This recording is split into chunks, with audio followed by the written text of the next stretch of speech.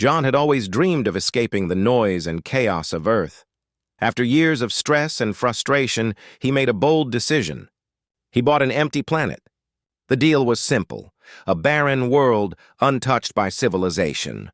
No people, no distractions, just pure solitude. John could finally live alone, away from the pressures of life. The journey took months, but when the spaceship finally landed on the surface, John felt a sense of freedom he had never experienced before. The planet was everything he had hoped for: wide, open spaces, tall, rocky mountains in the distance, and a sky so clear it seemed endless. The air was thin but fresh, and the silence was almost perfect. It was a new beginning, a place to rebuild his life. John stepped out of the spacecraft and took in a deep breath, the cold air filling his lungs. The ground beneath his boots was solid, a mixture of brown dirt and cracked rocks. He had everything he needed: food, water, tools, and a small shelter to sleep in. It was peaceful. He smiled to himself, feeling the weight of the world lift off his shoulders. He would live here alone, just as he always wanted. Days passed, and John started to settle into his new life.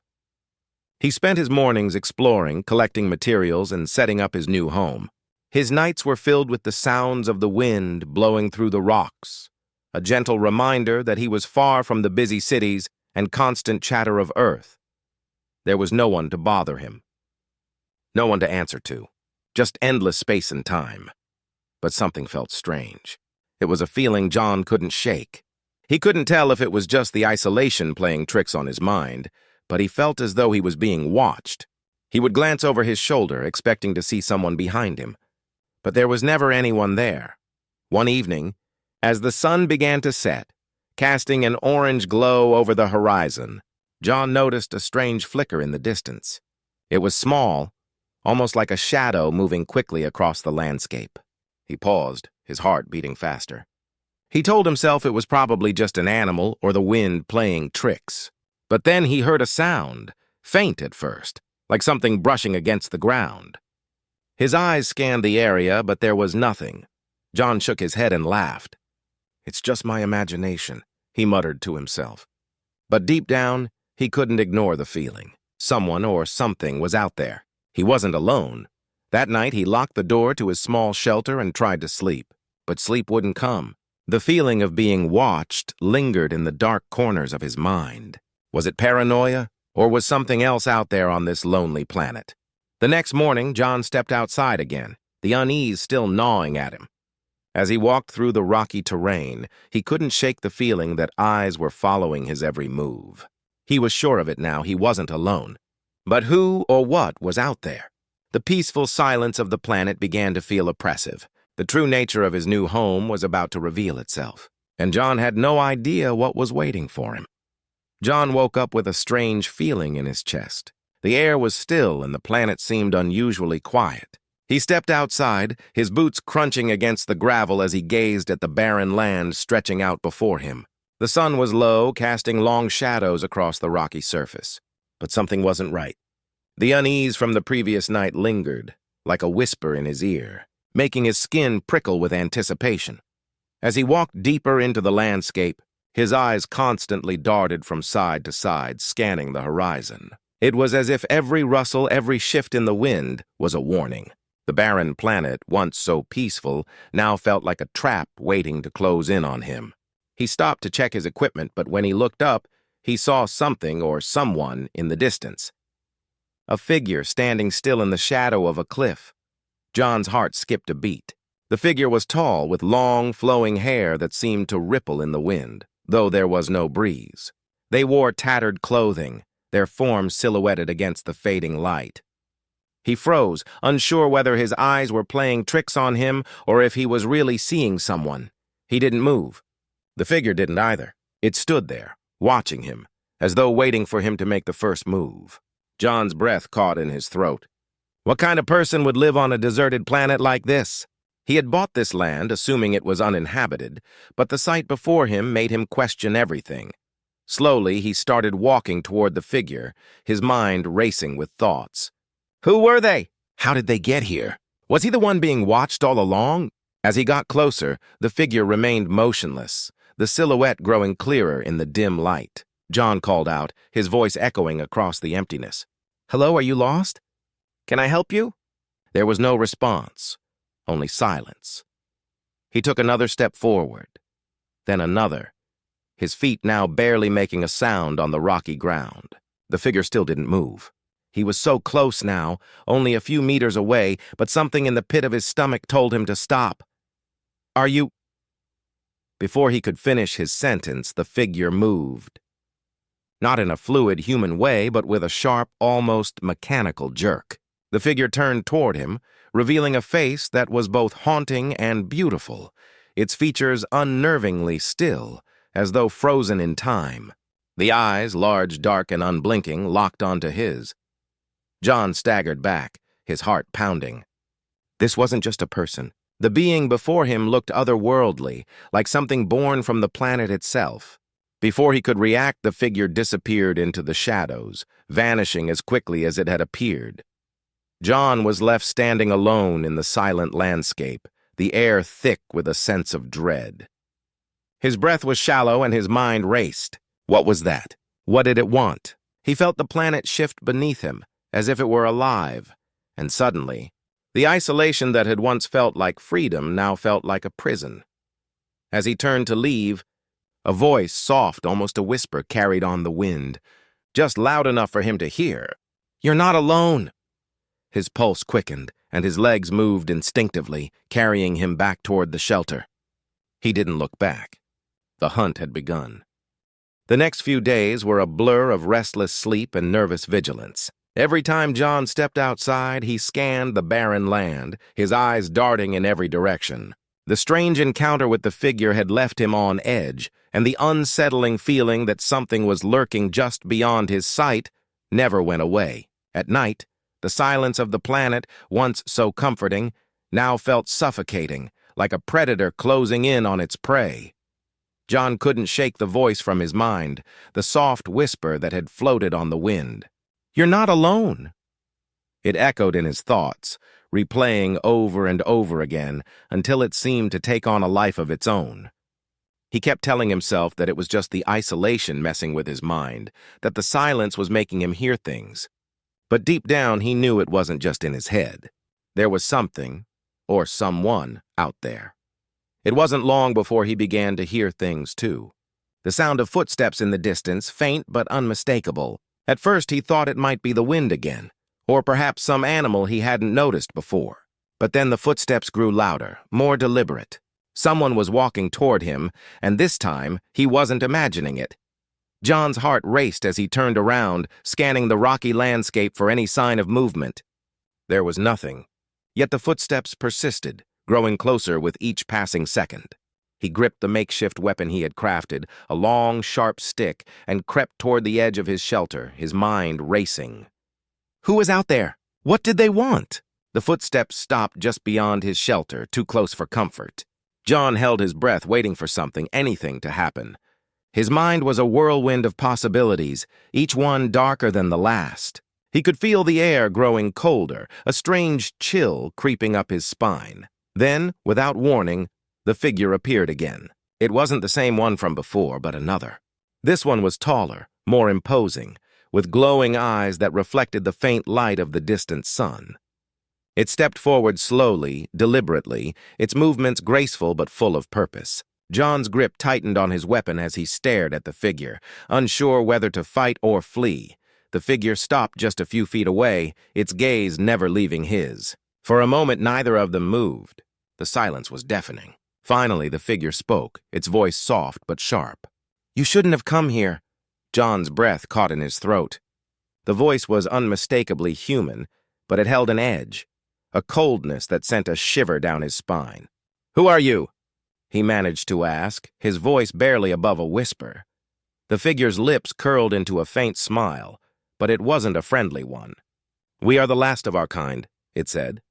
"This world is ours, and you are trespassing," John's mind raced. He was beginning to understand, though it didn't make sense.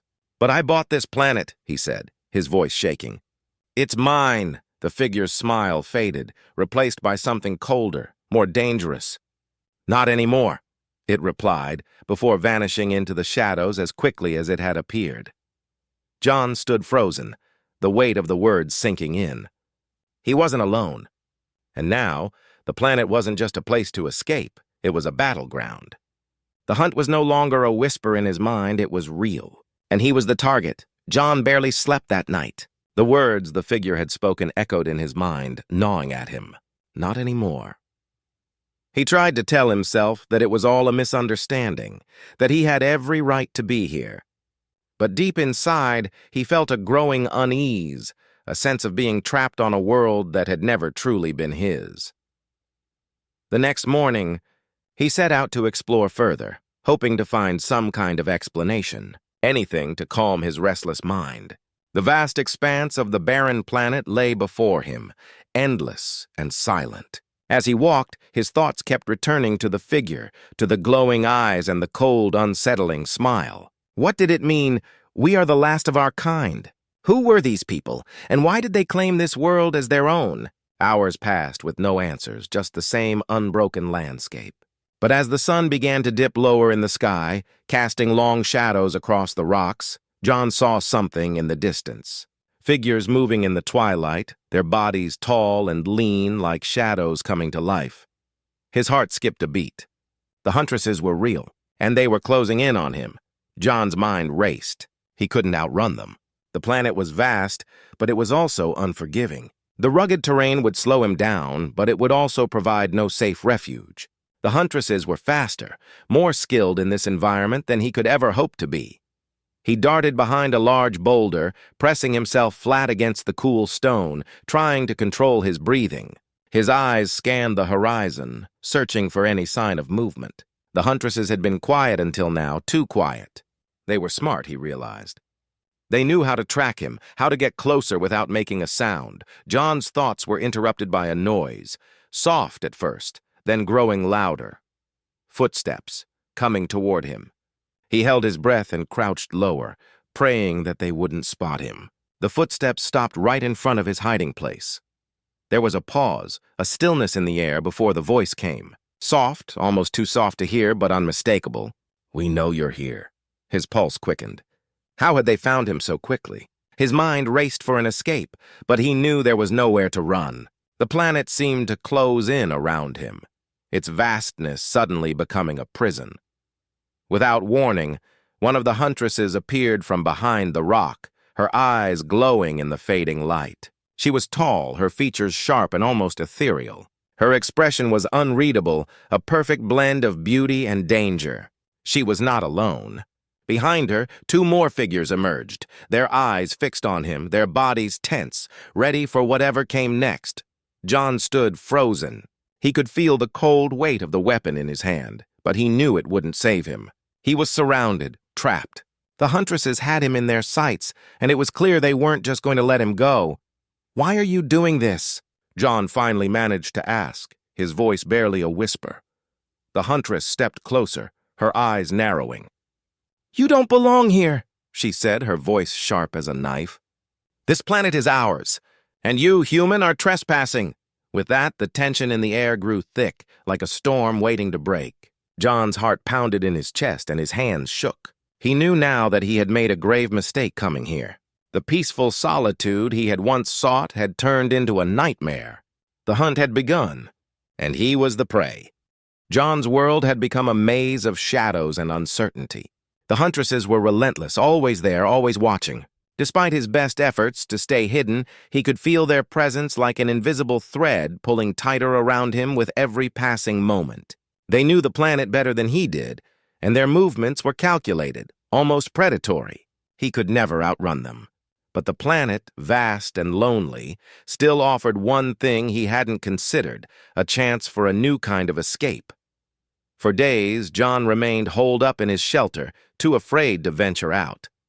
The Huntresses never showed themselves again, but he knew they were close. He could hear their voices in the wind, whispers just beyond his reach, as if they were communicating, waiting for him to make a mistake. He felt their eyes on him even when he was alone. One night, while lying in his shelter trying to sleep, he heard something different, something familiar. a soft, almost imperceptible sound like footsteps in the distance. But this wasn't the regular, calculated approach of the Huntresses. These footsteps were hesitant, almost as if someone or something was trying to remain unnoticed. Heart racing, John grabbed his makeshift weapon and quietly stepped outside. His eyes scanned the darkened landscape, but the only movement came from the rustling of the wind through the rocks. That was when he saw her, one of the Huntresses, standing at the edge of his shelter. But unlike the others, she wasn't standing tall and proud like a predator. This one was different.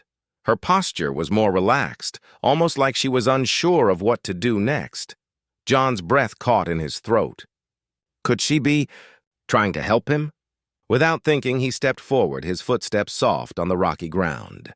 The woman didn't move, but her eyes met his, and for a brief moment, there was something human in them. She wasn't like the others. She didn't exude the same coldness or hunger. Instead, there was a flicker of something almost sympathetic, like she understood his situation. "Why are you here?" John asked, his voice barely above a whisper. "Why are they hunting me?" The woman didn't speak at first, but after a long, tense silence, she spoke softly. "You don't belong here." "But neither do I." John frowned, trying to make sense of her words. "What do you mean?" he asked, stepping closer but keeping a wary distance. She glanced around, ensuring no one was watching before taking a step toward him. "I've been following you for days. You're different from the others. They're desperate." Her voice faltered, but she regained her composure. "The planet is dying. We don't have much time left." John's mind raced. The Huntresses weren't just trying to survive, they were fighting for something more. "What do you want from me?" he asked, his voice low and cautious. She hesitated again, her eyes scanning the horizon. "Help," she finally said. "We're the last of our kind, and if we can't find a way to survive, this world will be nothing but dust. You're the first human to set foot on this planet in centuries. Maybe you're the answer we've been waiting for." John was taken aback. He had thought this planet was an escape, a place where he could start over. But now it seemed he had stumbled into something much bigger, something that could change everything. "I don't know if I can help," John said, shaking his head. "I don't even know what's happening here." The woman stepped closer, her voice growing urgent. "You don't have to understand. But if you want to survive, if you want to leave this place alive, you'll have to trust me." For a moment, John felt the weight of his decision press down on him. He was caught between two worlds, unsure of which path would lead him to safety. But as the Huntresses closed in around him, he realized that trusting her might be his only choice. He nodded, swallowing his fear. "Okay," he said. "What do we do?" The woman's eyes softened, a flicker of hope in them. "We fight. Together." The air was thick with tension as John and the Huntress moved through the shadows of the planet's rugged terrain. They had formed an uneasy alliance, but trust was still a fragile thing. John didn't know what to believe anymore. His mind was clouded with questions. Who were these people really? Why had they brought him here? And most importantly, could he truly survive this hunt? They walked in silence, each footstep careful, deliberate. The planet stretched out around them like an endless labyrinth, its jagged rocks and barren plains offering little cover. The Huntresses were getting closer. John could feel it. He could almost hear their whispers in the wind, feel their eyes searching for him in every shadow. As they neared a ridge overlooking a vast valley, the woman paused, her gaze scanning the distance. John did the same, his heart racing. Far below, he could make out figures, more Huntresses, moving quickly and purposefully across the land. It was like they were waiting for something, but John couldn't quite figure out what. "They know we're here," the woman said quietly, her voice barely audible over the wind. "We can't stay here long," John nodded, his pulse quickening. He had been living on borrowed time since he landed. His escape had been short-lived, and now the chase was inevitable. The Huntresses were more than just warriors. They were survivors. But they had something John didn't: knowledge of this land, its secrets, and its dangers.